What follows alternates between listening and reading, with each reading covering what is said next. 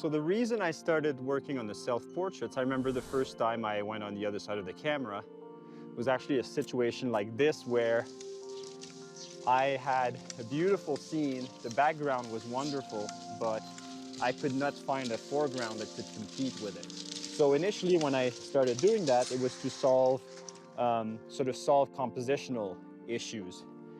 And then I started using it to convey sense of scale a little bit more. And sometimes I used it to maybe convey a sense of vulnerability. The fact that I use the human element a lot,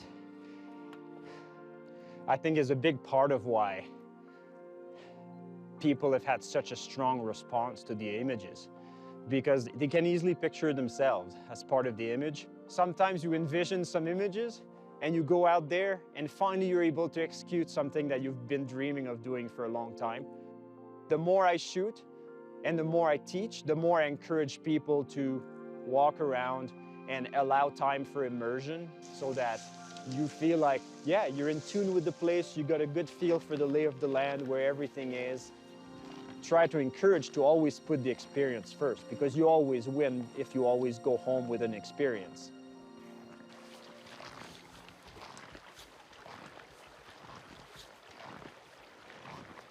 I think what I love the most about this time of year, in the return of winter, is how you notice suddenly the winter brings back the silence.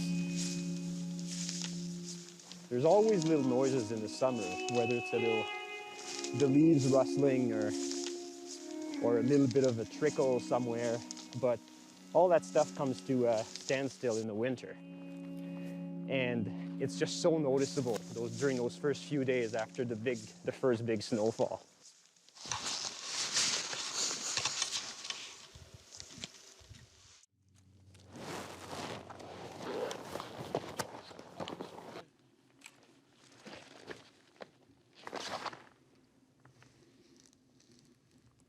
You can see all the detail in that mountain across the way there.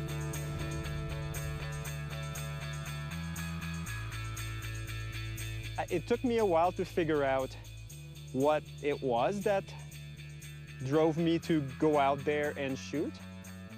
Eventually, I just figured out I think it's just the kid in me. No doubt a big reason why I love photography is that it keeps me in tune with that curiosity that I had a long time ago and that is so easily lost.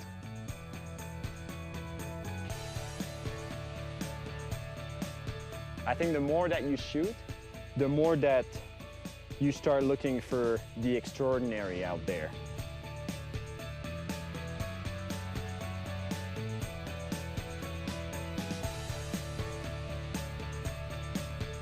The fact that the images drive people out there and to experience the wilderness, I think is just it's a convenient and great byproduct of what I do. I think that the images make people dream a little bit. Eventually, I think when you realize that you can actually tell a story through an image and convey a certain emotion through an image, suddenly you can just take your art to the next level that way. For me, it's always about getting creative and having fun and just maintaining that relationship with the wilderness and keeping it alive.